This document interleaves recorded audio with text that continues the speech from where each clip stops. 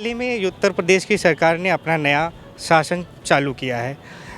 हमारे साथ हैं कुछ युवा। ये चौराहा माना जाता है कि प्रेमियों का चौराहा है, लेकिन यहाँ पे कुछ युवा ऐसे भी आते हैं जो राजनीतिक दृष्टिकोण रखते हैं। तो उसी दृष्टिकोण को हम आप सबके समक्ष प्रस्तुत करेंगे। भैया, आपका नाम क्या है? मेरा नाम सुजल पाठक है और मैं बीकॉम थर्ड ईयर का छात्र हूँ लखनऊ यूनिवर्सिटी से। जी। तो ये सरकार जो आज बनी है, जी। क्या अपेक्षाएं हैं इनकी? रोज़गार एक बहुत बड़ा मुद्दा रहा है पिछली शासन में इनके, जिसकी वजह से इनकी सीटें भी शायद वो कारण थी कि कम आई हैं। नहीं, सरकार तो खैर अच्छी है, सरकार अच्छी बनी है और रोज़गार एक बहुत प्रमुख मुद्दा है इस सरकार में, जो पिछली कार्यकाल में भी रहा है।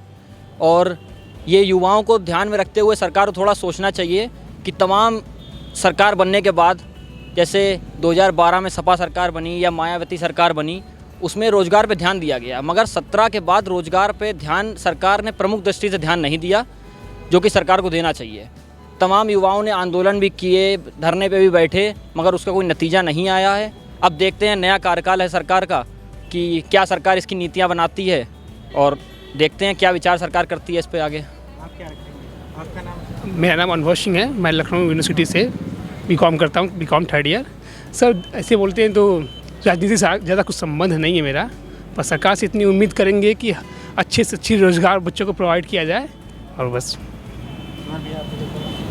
और एक अभी नेशनल इशू भी है, तो खैर मुख्यमंत्री जी बन ही गए हैं। जी, प्रधानमंत्री की बात बताइए। कहा जा रहा है कि नीतीश कुमार अब राष्ट्रपति के लिए जाएंगे। हाँ, ऐसे ही तमाम चर्चाएं हैं, प्रदेश में भी हैं और राष्ट्रीय मीडिया के तहत भी उठाया जा रहा है ये सवाल कि नीतीश कुमार को या तो राज्यसभा लेके जा सकते हैं या राष्ट्रपति के लिए नामित कर सकते हैं। अब ये तो केंद्रीय नेतृत्व का काम है, भाजपा की सरकार है फिर बिहार में, एनडीए गठबंधन की सरकार चल रही है, नेतृत्व का काम है, क्या करते हैं वो, कोई नया चेहरा लेके आते हैं या जो भी करते हैं। जैसे कि राज्य सरकार ने कहा कि ठीक ठाक थी, एक दो विषय को छोड़कर राज्य सरकार ठीक थी। केंद्र के प्रति क्या दृष्टिकोण रखते हैं? केंद्र के प्रति दृष्टिकोण बहुत अच्छा है, बस एक महंगाई बहुत प्रमुख मुद्दा है, और जो कि पूरे उत्तर प्रदेश में भी बहुत प्रमुख मुद्दा है और पूरे हिंदुस्तान में बहुत प्रमुख मुद्दा है। जो केंद्र को इस पे नीतियाँ बनानी चाहिए, एक नया दृष्टिकोण पेश करना चाहिए जिस पे महंगाई पे थोड़ा काबू किया जाए। इसमें मिडिल क्लास के ऊपर ज़्यादा दबाव पड़ता जा रहा है। सरकार की जो नीति है फ्री में राशन देने की, वो कोई ख़राब नीति नहीं है, बहुत अच्छी नीति है। इससे गरीब आदमियों को बहुत फ़ायदा हो रहा है। लेकिन एक नीति बनाई गई थी कोरोना के दौरान, तो कोरोना में आदमी बाहर से आया था, आदमी के पास रोज़गार नहीं था, हर तरफ लॉकडाउन था, सब कुछ था, तो उस टाइम ये अच्छी चीज़ थी। आप फ्री में राशन दे रहे हैं, सब कुछ दे रहे हैं, अच्छी बात है। मगर अब आप उसको कंटिन्यू रखना चाह रहे हैं, जबकि सब कुछ खुल चुका है, सब कुछ नॉर्मल है, तो आप ये गलत चीज़ है। इसमें क्या होता है, इससे महंगाई का दबाव बढ़ता जा रहा है आम आदमी के ऊपर, ये चीज़ है। अब सरकार अगर कोई चीज़ फ्री में देगी तो उसका कहीं ना कहीं से तो रिकवर करेगी। पेट्रोल भी महंगा हो रहा है, गैस सिलेंडर भी महंगा हो रहा है, हर चीज़ महंगाई हो रही है। एक राजनीतिक दबाव होता है जी। विपक्ष की भी राजनीति फ्री वाली ही है। जी। जैसा आप केजरीवाल को जानते हैं, पंजाब जी। में बहुत अच्छा प्रदर्शन रहा है केजरीवाल जी का।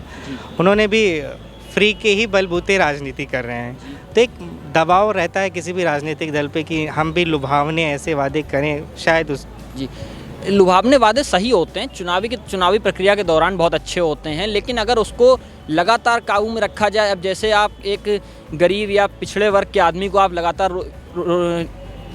राशन दे रहे हैं और उसको हर महीने ई श्रम में पैसा दे रहे हैं, तो उससे ये है कि वो ये चाहता है कि हमारे पास सब कुछ तो आ ही रहा है, तो वो काम करना छोड़ रहा है। आप आदमी को बेकार मत करिए, उसको काम करने के योग भी रखिए, ये चीज़ है। आप उसको, जैसे अगर किसी के घर में 4 यूनिट राशन है तो आपको 4 यूनिट दे रहे हैं, महीने में 2 बार 3 बार राशन आदमी को मिल रहा है, तो वो गलत चीज़ है। अच्छा, ठीक है। ये विपक्ष में आप किसको देखना चाहते हैं? नरेंद्र मोदी नहीं तो कौन हो सकता है भारत का भावी? देखिए, केंद्रीय विपक्ष में तो कोई चेहरा नहीं है, सही बात तो ये है। मैं कोई छुपाने वाली बात नहीं, ना मैं एक तरफा बात कर रहा हूँ कि केंद्रीय विपक्ष में कोई चेहरा नहीं है। राहुल गांधी कोई चेहरा नहीं है नरेंद्र मोदी के सामने जिनको विपक्ष में उतारा जाए। और अगर प्रदेश की बात करें तो प्रदेश में विपक्ष में इस टाइम जैसे अखिलेश यादव का चेहरा था और वही चेहरा रहेगा। मायावती की आप स्थिति जानते हैं, क्या स्थिति है। 403 में से 1 सीट मायावती ले जा पाई हैं, और बाकी तो आप देख रहे हैं क्या है। प्रदेश में तो एक ही चेहरा अखिलेश यादव का, केंद्र में कोई चेहरा मैं इस टाइम नहीं समझता हूँ कि कोई चेहरा है। धन्यवाद। Thank you.